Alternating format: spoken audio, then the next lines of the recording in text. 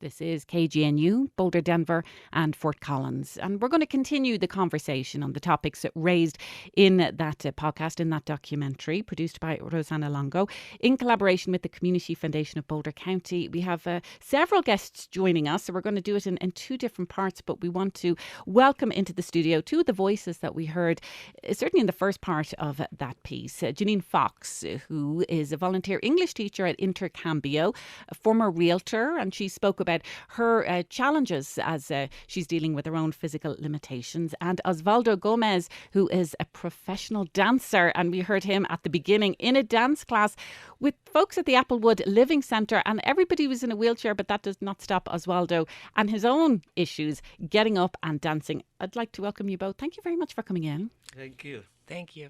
There's a lot of themes of isolation coming out, and the fact that when we do have physical challenges and mobility challenges or vision challenges, that can create a sense of being isolated. And there was something that you said, Jeannine, that really jumped out at me, that when you're out and about, it's a huge effort to get out, and particularly in this weather, right? I can't even imagine the recent snowstorm, an inconvenience to many, but it's an absolute game changer for many people who literally can't leave their homes. That when you do get out and about, you have to concentrate so much on not falling over, on not tripping, that it actually makes it very hard to connect with people on a personal level. Talk a little bit more about that, because that was such an insight that you brought. Well, I think in being out, well, other than being on our phones, because if you look around, a lot of people are walking down the street on their phones, so they're very distracted. But for me, and for people with disabilities where they're having to use aids in walking, you're having to concentrate on every step and looking where you're going, that you're not able to look up and around and look at people's eyes to establish a contact with them. So that is, unless I stop and really look up and look at people, which can be really rewarding because people do look and smile, and that gives me such joy, obviously, to receive a smile from somebody. But I do spend the majority of my time just getting from A to B with as much concentration as I possibly can. What would you hope listeners would take away from hearing your story in the documentary and you talking this morning about some of that? That when we are out and about and maybe not conscious of some of the challenges other people are facing, then what do you think? What would you like people to take away? Just small acts of kindness means so much. Just even someone making an effort to hold the door for me, or asking me, is there anything I can do to help? Or even getting out of the pool. Sometimes there have been people that have waited for me and said, may I help you to your sticks from, getting out of the pool. And just little tiny acts of kindness means such a lot. And it does seem that asking first, right? Don't just jump in and start pushing or doing something else. I've heard that many, many times, that's an ongoing issue. Yeah. So people can make a big effort, make a big difference by just interacting a little bit.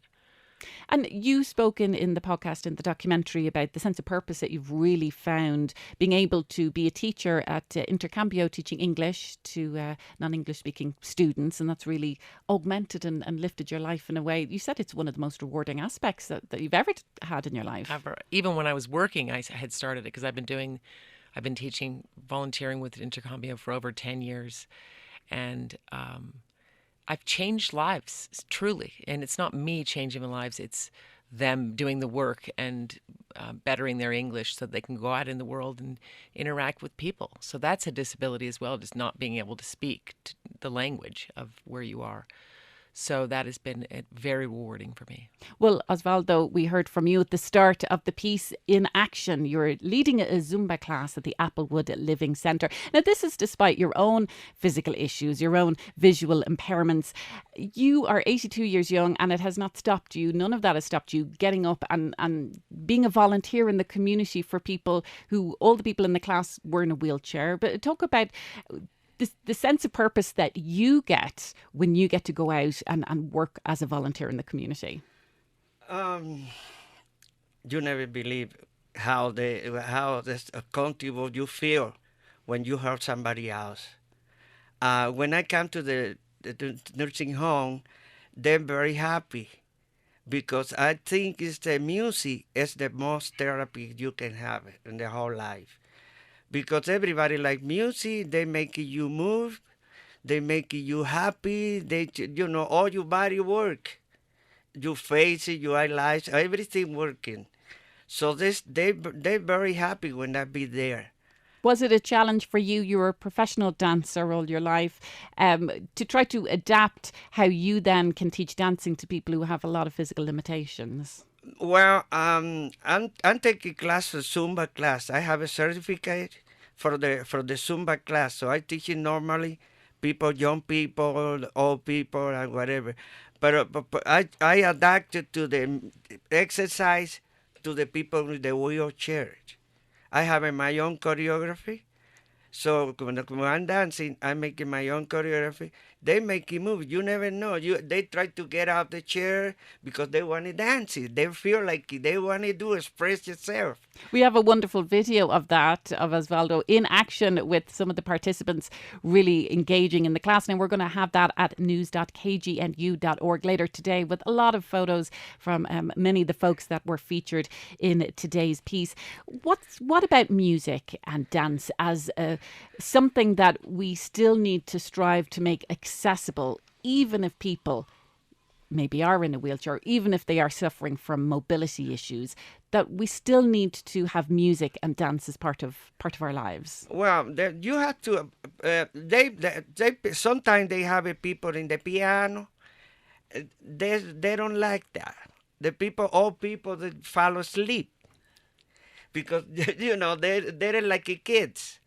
Kids don't like the piano. Some kids like it, but not everybody. They like fast music, loud music, music and you can move, music and you keeping your life active, feel active. That's the music I put. The music, faster music, and they feel like your heart's working hard. Boom, boom, boom, boom. It's for the music too. So that's what I do. They change it. They change it. You can believe it. I see people that they don't leave it. They be in the space because sometimes, and I make it. They come back to listen to me. But we heard from. That's what I go each one person.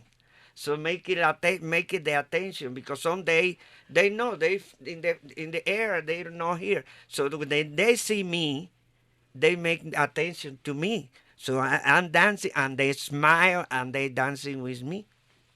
And this idea of isolation, because there are so many factors to this. You talked about, Jeannine, when you're out, you're concentrating so hard and just not falling over. That can often be hard to have a personal connection. Even getting out can be very difficult for many folks. Transit is a huge component of that. We explored that in our previous podcast in the context of seniors. It's a huge issue for folks with disabilities as well. For you, Osvaldo, is it difficult for you to get out and about to your various different volunteer places? How do you even get to where all the places that you need to be? Is transit and transportation an issue for you? No. I like to help people. I do it because, I have my problem in my eyes. And I have a lot of people help me because I used to do it commercial in the TV and do a lot of things. When I have my different face, so I feel bad. I have to have a therapy. I have to have a lot of help for me. After that, I decide, I make it. I try to another people make too. It's what I do in my job. And Jeannine, in terms of transportation, how is that an issue that you think, as a community that we can resolve, either offering better public transit, more accessibility? I mean, obviously that's key for people to stay connected and to combat isolation. Absolutely. I mean, Uber has been amazing for me. If I don't feel like I can drive that day, then I will call an Uber, and they are always very helpful in getting me in and out of the car and getting me where I need to go. And then when the weather's nice, I have an electric scooter, which has changed my life, being able to be out with people walking. Yes. And just to that end, I'm putting this out as almost a public service announcement or admonishment, a different kind of PDA. When we have snowstorms and ice events and people don't shovel their sidewalks, That's an inconvenience for a lot of us, but for folks like you, that can stop you from actually going places. So as we're talking about this and giving people a sense of what we can do as a broader community, things like parking and parking in the right place, making sure that the front of your house is cleared and the sidewalk is accessible. I mean, what would you like to say to people? Well, people park in disabled parking a lot of times, and I'll pull up and there's no parking and someone is in the parking space and they get out and run off. So, and I see that very, very, very frequently. So I would really ask that people do not use the disabled parking spaces, because they are very limited, to reserve those for people that really need them. And then in terms of, snow and ice removal this time of year, to really make sure that it's, and not just most of it, but really all of it, because if you leave a little bump of ice somewhere, you can't get by. Mm-hmm. Well, it's been a delight having you both in the studio. I really want to encourage folks to go to our website. Later today, we're going to have a video of Osvaldo in action with his Zumba class. And also, we'll have photos of many of the folks who were featured in this latest documentary. It's a collaboration between KGNU and the Community Foundation of Boulder County. Osvaldo Gomez and Jeannine Fox, thank you both for coming in. Thank you. Well, we're going to continue the conversation in just a moment with Bill Goldstein. He's with Ignite Adaptive Sports, and Erin Pasterz, who is with the Centre for People with Disabilities. You're listening to Community Radio KGNU.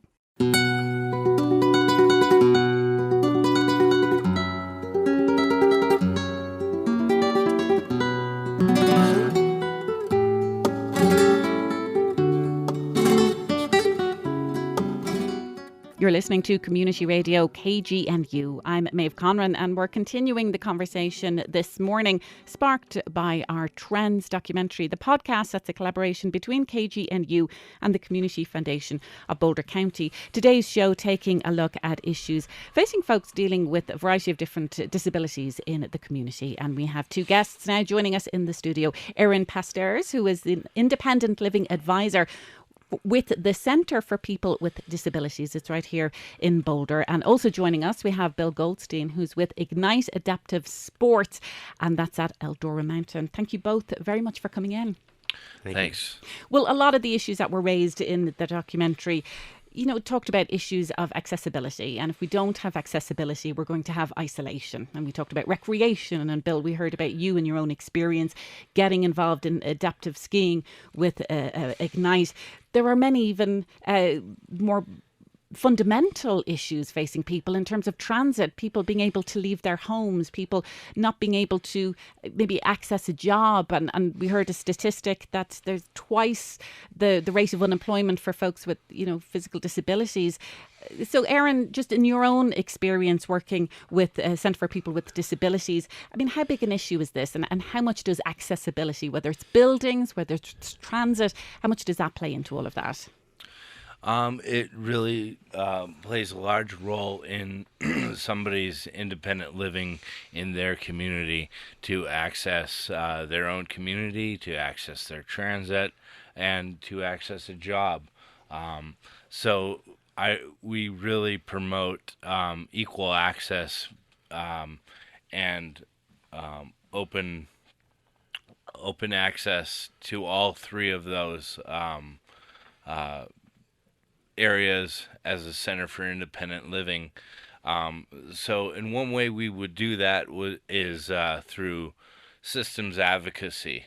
So we would encourage consumers to join committees and advisory boards, and we would help them express their concern and their issue, to hopefully have that addressed through either the city council or an advisory board for a transportation issue, or an advisory board in a housing or an employment issue. So we encourage the consumers to actively participate through those avenues within their own community to address the concerns that they are facing. Do you think that people assume that because we have the ADA, the Americans with Disabilities Act, we have this federal legislation that requires, new buildings certainly to be accessible, that all the boxes are ticked and we don't need to worry about this at a local level? People assume that, but really we do need to be concerned with it at a local level to really make everything accessible to everyone. I mean, because that's really important to independent living, and that's important to people with disabilities and people without disabilities as well.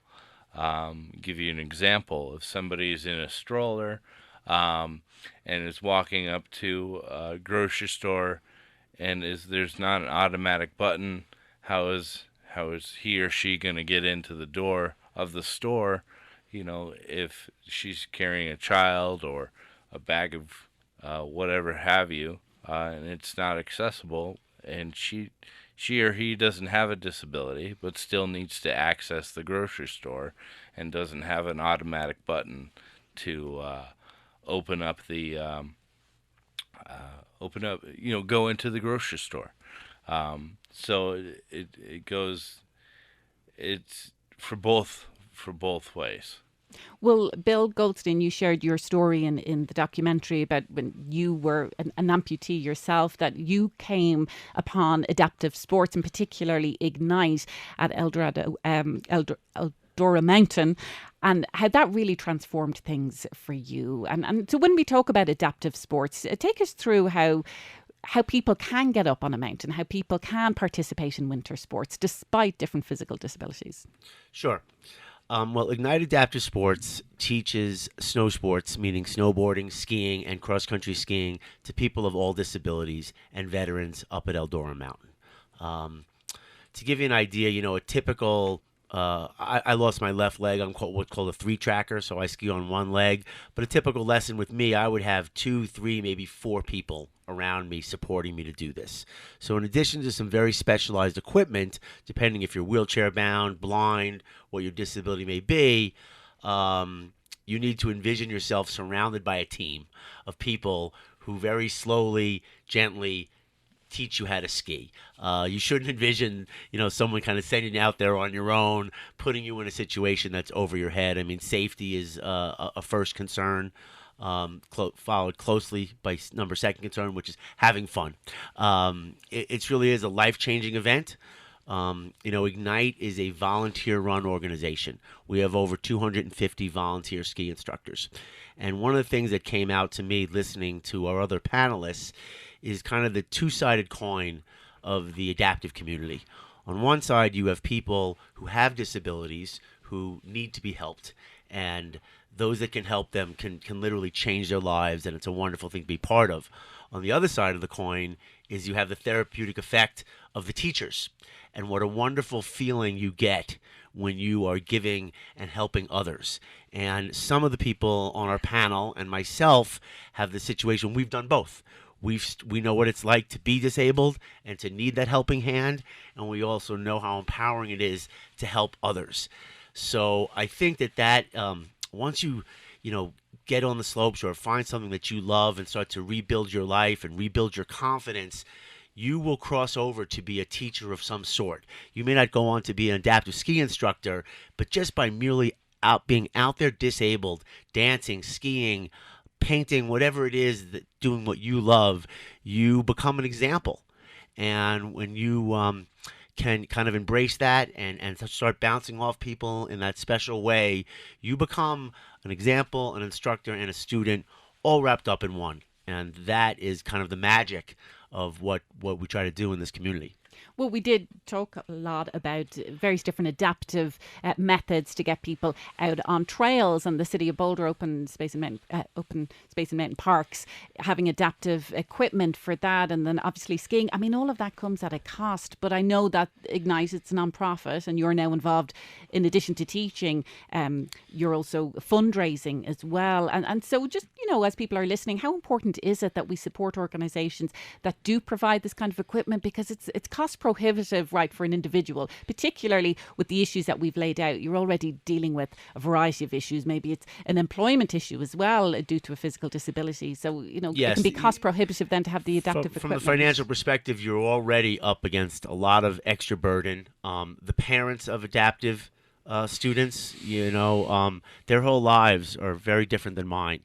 All the things that they have to burden with and the expenses. Ignite Adaptive Sports, we try to keep it very reasonable. I believe our rates are about $75 per half day, and that includes a lift ticket, equipment, and instruction. So it's a very good deal. We also have a mechanism to get scholarships. And if you go to our website, igniteadaptivesports.org, there is a link there so you can get a scholarship. I received a scholarship when I first started about 5 years ago as a student, coming off a lot of medical expenses, and I took advantage of that because it was available. And just one of the things that's great about Ignite is we will find a way to get you on the slopes. When it comes to rehabilitating yourself, there's no shortage of excuses.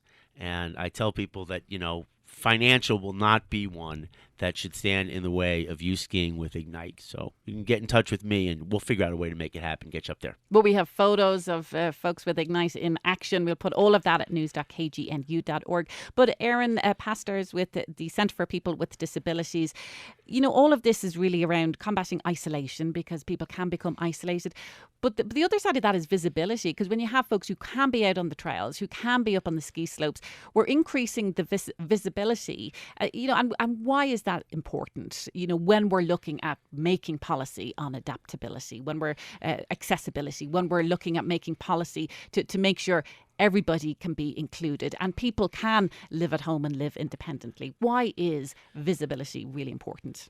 Visibility is important because it offers people in the community more inclusivity to be part of their community, whether that's outdoors on the trails or in their own home, living independently, and having their friends and family visit, and having them visit their friends and family in different places, but also the ability to have them age in place. A lot of people really,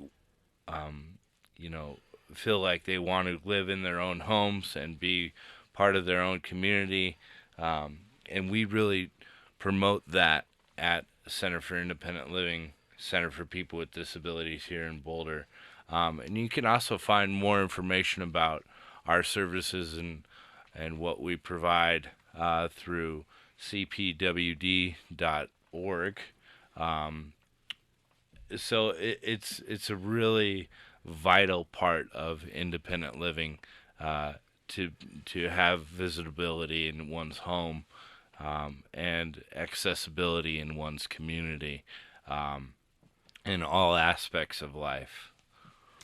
Well, there's so much to talk about, Bill. Did you have a final word? I wanted to add to that. Just, so I find my prosthetic is the best conversation starter I could possibly have in terms of making that connection with people in the community.